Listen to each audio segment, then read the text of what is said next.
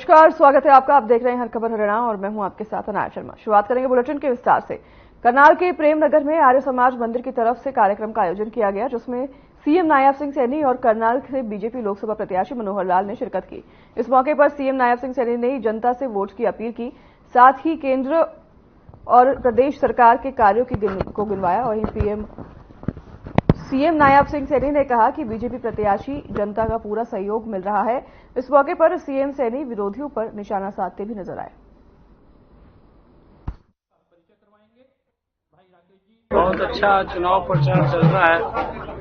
पतंजलि योग परिवार ने आज आमंत्रित किया था।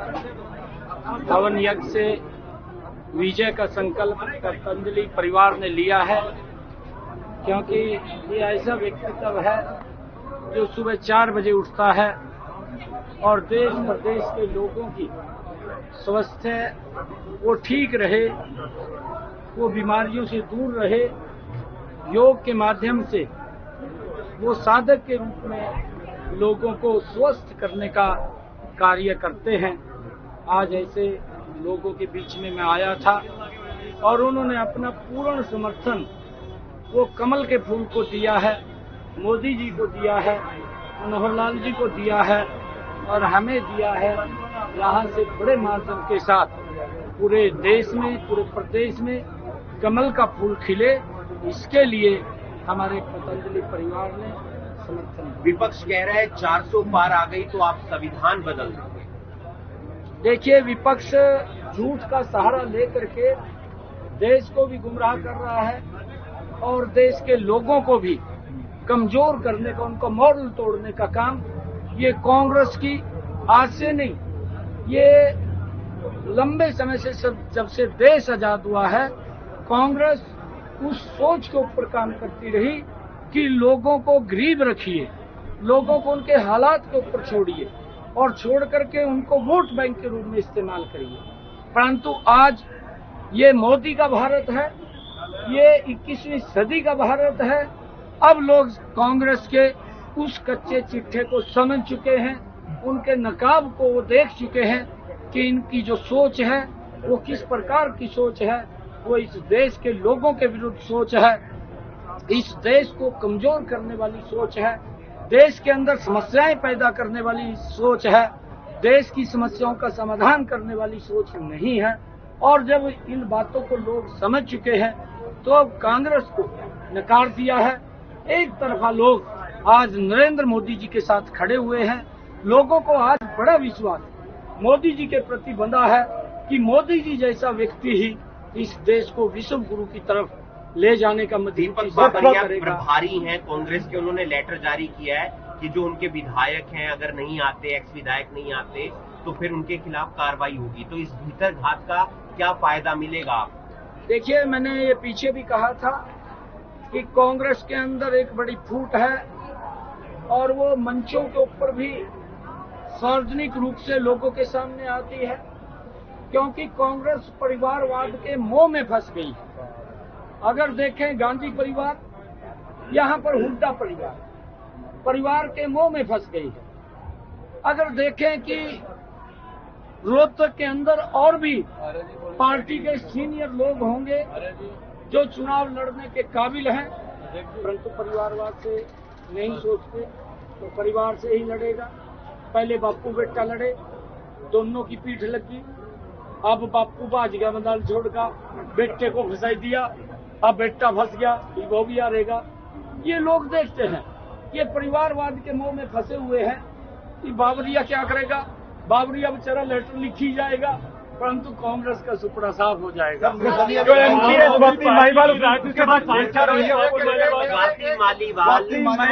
मालीवाल का जो इशू, जेल में से जो फ्रस्ट्रेशन उसके अंदर हो रही थी, भ्रष्टाचार को लेकर के वो जेल में गया था। शराब की भ्रष्टाचारी नीति के अंदर जहां घोटाला शराब के अंदर किया, लोगों को शिक्षा तो क्या देनी थी, शराब की तरफ धकेलने का काम किया और उसमें से पैसे ऐंठने का काम किया और उस भ्रष्टाचार के अंदर जेल में चला गया। जेल में गया तो फ्रस्ट्रेशन होगी और बाहर आकर के अपनी महिला आयोग की जो माननीय चेयरमैन रही, करनाल के रामलीला मैदान में पाल गडरिया समाज की तरफ से राजनीतिक चेतना सम्मेलन का आयोजन किया गया, जिसमें हरियाणा के पूर्व सीएम और करनाल से लोकसभा प्रत्याशी मनोहर लाल ने शिरकत की। इस दौरान पूर्व सीएम मनोहर लाल ने जनता को संबोधित करते हुए केंद्र और राज्य सरकार के कार्यों को गिनवाया, साथ ही लोगों से वोट की अपील की। मनोहर लाल ने कहा कि जिस तरह अभी तक डबल इंजन की सरकार में कार्य हो रहे हैं, वैसे ही आगे भी प्रदेश और जनता के लिए कार्य जारी रहेंगे।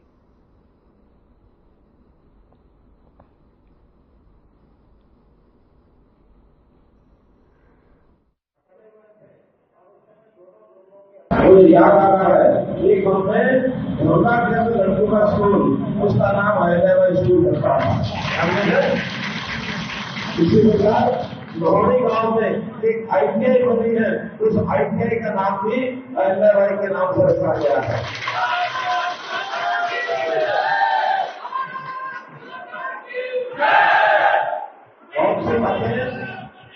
बहुत सी बातें बहुत दिनों से चल रही है। हमारे SC समाज को, ये आठ समाज को बलिया में SC था, हमने अपनी ओर से किया था, लेकिन कोर्ट में ये फंसा था। मैं आपको वादा करता हूं कि कोर्ट में आपकी तरफ से पूरी मतदान सरकार करेगी, आपकी सरकार करेगी। क्योंकि अभी भी कोई बोला जाता है तो उसका पौधा बनता है, हमारा पेड़ बनता है, रुपया बनता है, कि बीज को बोला गया है कि एक ना एक दिन जरूर होगा, आपकी बात करें।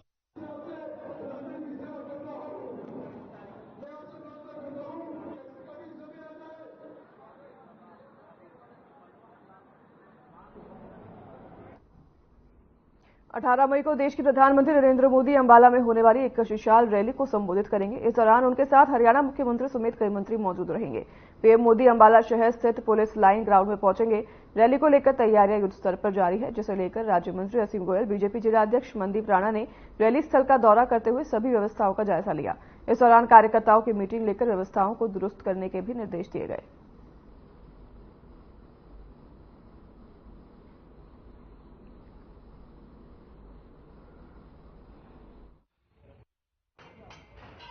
देखिए, व्यवस्थाओं के नाते बैठक ली है और एक अंबाला के लिए मैं समझता हूं हर कार्यकर्ता के लिए जो देश को प्यार करता है, जो भारतीय जनता पार्टी के विचार को प्यार करता है, उसके लिए तो बहुत गर्व की बात है ही है।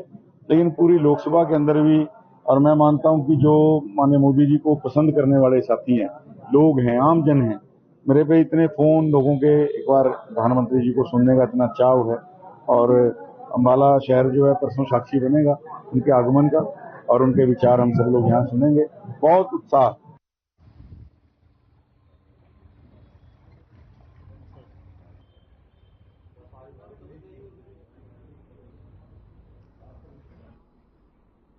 चलिए, वक्त हो चला है छोटे से ब्रेक का। जल्द हाजिर होंगे आपके पास इस ब्रेक के बाद।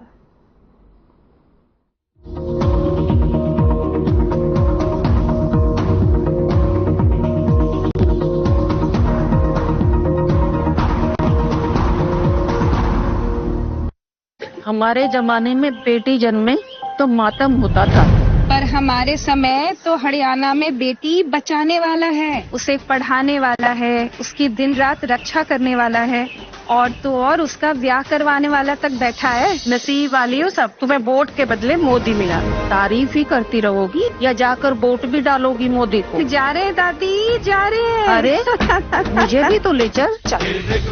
कमल का बटन दबाएं, भाजपा को जिताएं।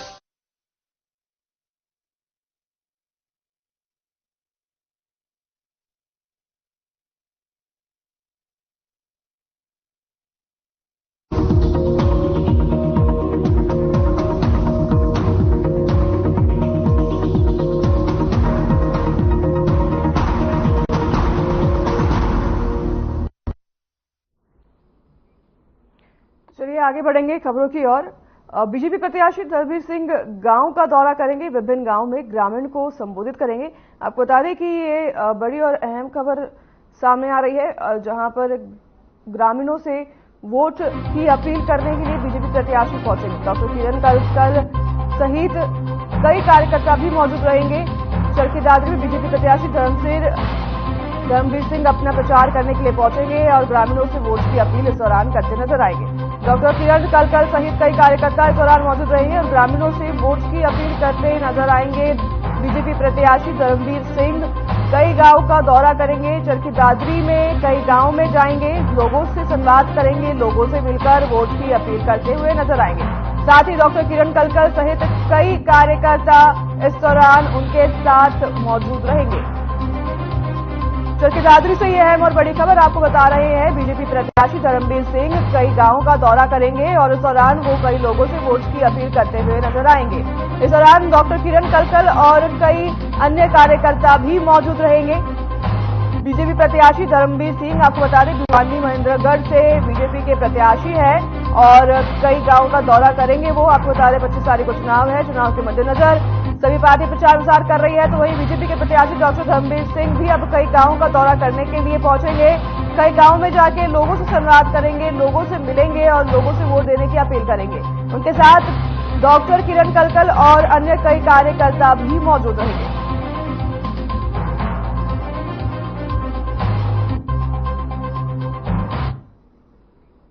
चलिए इसी के साथ आगे बढ़ेंगे खबरों में। जिला जीजेपी कार्यालय नूह में जननायक जनता पार्टी के प्रधान महासचिव दिग्विजय सिंह चौटाला ने पदाधिकारी और कार्यकर्ताओं के साथ एक महत्वपूर्ण बैठक ली, जिसमें जीजेपी के पदाधिकारी के साथ विशेष चर्चा की गई। उसके पश्चात प्रेस कॉन्फ्रेंस को संबोधित किया गया।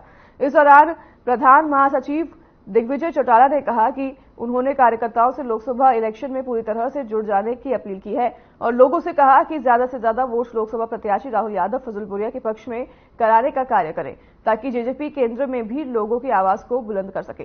इसके साथ ही उन्होंने 18 मई को मेवात में होने वाले रोड शो में शामिल होने की भी लोगों से अपील की है।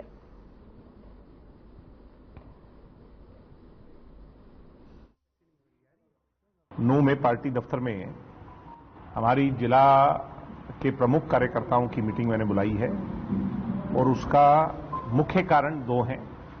एक तो आगामी चुनाव में राहुल फाजिलपुरिया जो हमारे कैंडिडेट हैं, कैसे उनको मजबूती से चुनाव लड़ाना है, कैसे मेवात क्षेत्र में पार्टी के बहुमत को बढ़ाना है। दूसरा 18 मई को राहुल फाजिलपुरिया के समर्थन में एक बहुत बड़ा विशाल रोड शो पूरे क्षेत्र में होकर तीनों विधानसभाओं में होकर के गुजरेगा।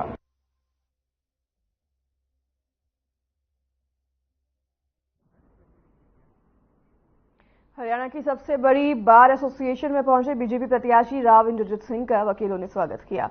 इस मौके पर राव इंद्रजीत सिंह ने कहा कि मैं खुद एक वकील हूं, इसलिए कोर्ट की हर समस्याओं से वाकिफ हूं।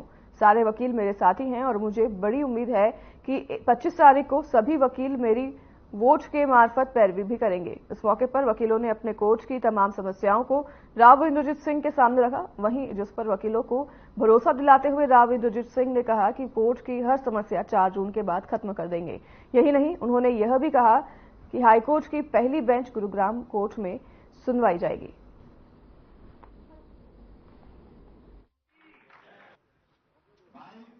मैंने अपील ये करी है कि देश के निर्माण के अंदर वकीलों का सहयोग हमारे को मिलना चाहिए और वकीलों ने ये जरूर हमारे को आश्वस्त कराया है कि आने वाले समय के अंदर भारतीय जनता पार्टी की तरफ हमारा रुझान है, हम तुम्हारे को सपोर्ट करेंगे। आप खुद भी कभी इसी बार एसोसिएशन से रजिस्टर्ड थे और आज साथियों के साथ मिलके इनके लिए कुछ घोषणाएं भी की हैं, खासकर हाई कोर्ट अगर हटता है तो वो क्या वादा दिया है? मैं तो दिल्ली बार एसोसिएशन का हूँ, गुड़गांव बार एसोसिएशन का मैं सदस्य नहीं बना, लेकिन क्योंकि मैं गुड़गांव का नुमाइंदा इतने सालों से रहा हूं।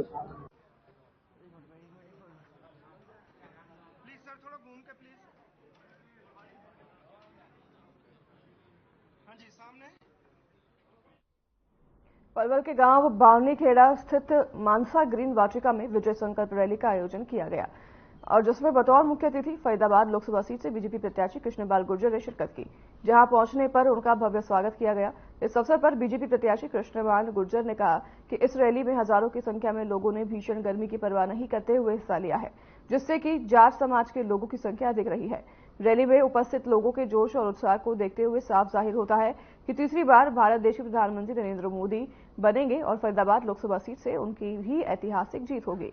गुर्जर ने कांग्रेस प्रत्याशी पर भी तंज कसते हुए कहा कि हार को नजदीक देख कांग्रेस प्रत्याशी महेंद्र प्रताप बौखला रहे हैं और इस बौखलाहट में वह क्या बोल रहे हैं उन्हें यह तक पता नहीं रहता है।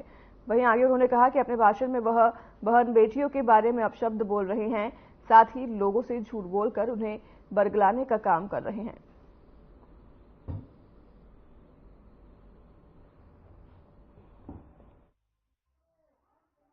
370 हटाई, पाकिस्तान और बांग्लादेश से सताए हुए हिंदुओं को जो भारत में आ गए उनको नागरिकता दी और भव्य राम मंदिर 500 साल के बाद बनाया और भव्य राम मंदिर की मूर्ति की, रामलला की मूर्ति की प्राण प्रतिष्ठा।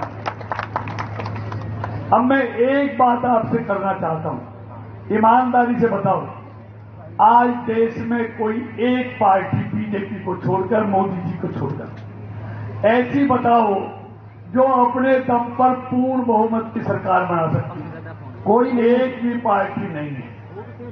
इसलिए सारी मिलकर मोदी को हटाना चाहती हैं। वो मोदी को हटाना चाहते हैं, मोदी देश को बनाना चाहते हैं। दूसरी बात, आज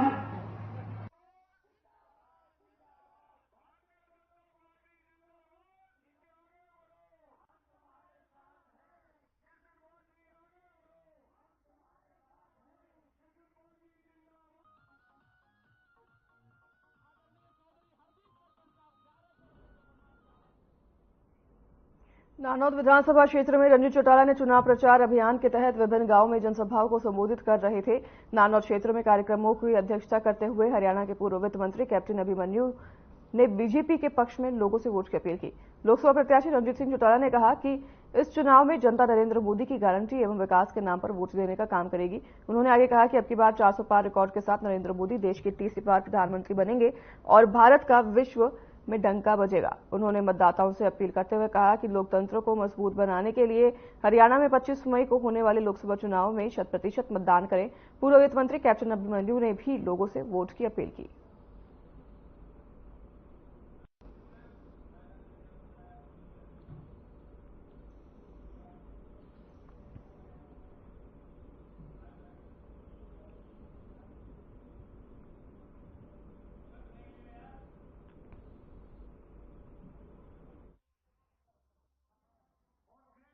आपने देखा सबने हाथ खड़े कर दिए।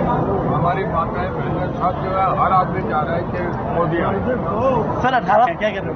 बहुत बढ़िया, लोग अपने आप ही आएंगे। सब लोग चाह रहे हैं कि मोदी साहब को सुने। लोग टीवी पे देखते हैं मोदी साहब को, आज यहाँ नहीं दुनिया ने, हिंदुस्तान में नहीं, भारत दुनिया में देखते हैं। क्या इस हार की धरती पे भी बहुत हिस्ट्री है? देखिए, ये उनका समय है, जैसे प्रभाव पड़ेंगे सुनते हैं, शायद एक भी आएंगे हिसार और छत्ता लोग मारने एक जगह कह रहे हैं होने वालों या कौन सा ये हो जाएगा आज तक। चलिए इसी बीच रुकेंगे छोटे से ब्रेक के लिए, जल्द हाजिर होंगे आपके पास इस ब्रेक के बाद।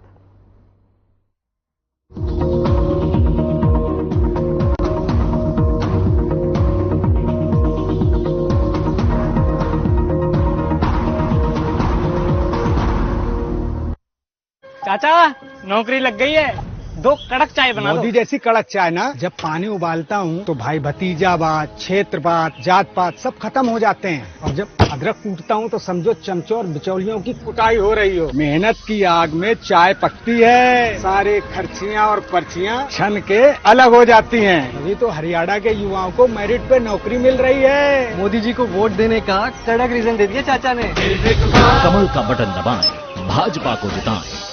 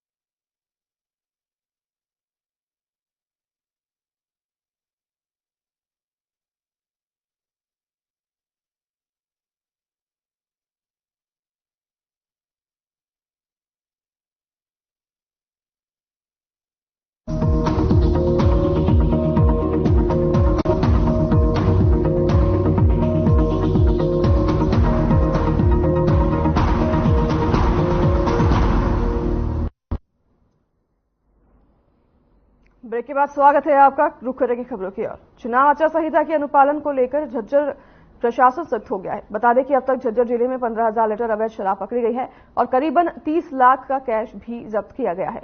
वहीं पुलिस ने 22 एफआईआर दर्ज कर 23 अवैध हथियार भी बरामद किए हैं। जिला उपायुक्त शक्ति सिंह ने कहा कि चुनाव के मद्देनजर 36 टीमें फ्लाइंग स्क्वाड की बनाई गई हैं।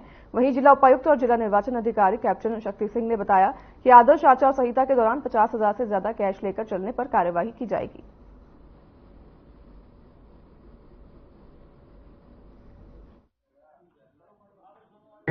एमसीसी का इम्प्लीमेंटेशन करने के लिए, इन्फोर्समेंट करने के लिए 36 बीएसटी अपना एफएसटी फ्लाइंग स्क्वाड टीम्स और एसएसटी 36 लगाई हैं, जिन्होंने पूरे जिले में लगभग 28 के करीब नाके जो है पुलिस और हमारे स्टाफ ने लगा रखे हैं। उन नाकों पे ऊपर चेकिंग की जा रही है।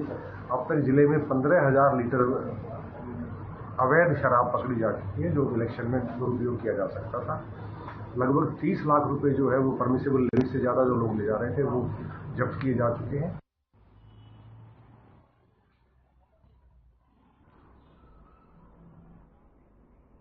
जिन रोहतक राष्ट्रीय राजमार्ग 352 पर जुलाना के बाईपास में कार और ऑटो की जबरदस्त टक्कर हो गई, जिसमें 6 लोग घायल हो गए हैं। घटना की सूचना पाकर मौके पर पहुंची पुलिस ने जुलाना के सामाजिक स्वास्थ्य केंद्र में घायलों को भर्ती करवाया, जहां 5 लोगों की गंभीर हालत को देखते हुए उन्हें रोहतक पीजीआई रेफर कर दिया गया। फिलहाल पुलिस हादसे की वजह की पड़ताल करने में जुटी हुई है।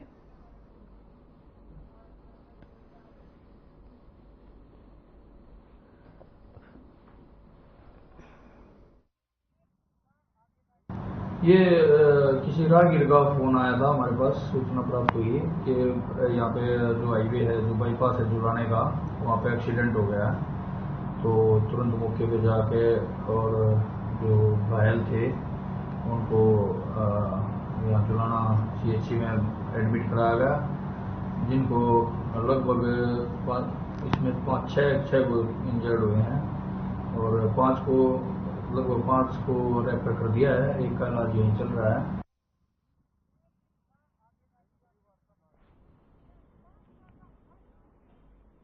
हर खबर हरियाणा देख रहे थे आप और फिलहाल इस बुलेटिन में हमारे साथ बस इतना ही। नमस्कार।